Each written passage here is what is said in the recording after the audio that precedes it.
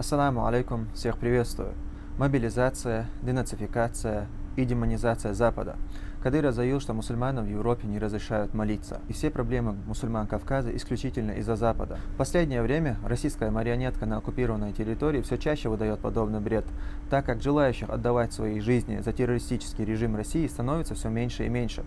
Кадыров прикидывается защитником ислама и интересов мусульман, хотя мусульмане России подвергаются очень сильным гонениям. В России мусульман насилуют, в тюрьмах сажают на бутылки и убивают под видом террористов.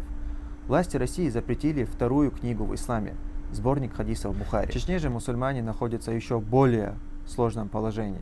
Мусульмане Чечни не имеют права исповедовать вероубеждения, отличающиеся от кадыровских. Да что уж тут говорить об убеждениях. Даже вопросы исламского права, фика, в которых много приемлемых разногласий, но только не для мусульман Чечни.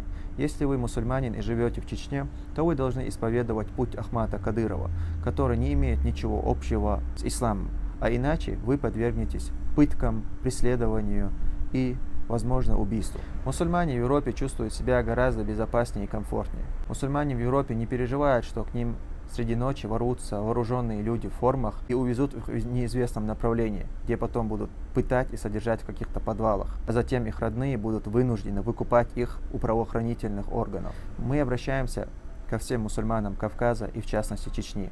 Не дайте себя обмануть. Желаем вам, чтобы Всевышний обезопасил вас и защитил от таких тиранов, как Кадыров и Путин.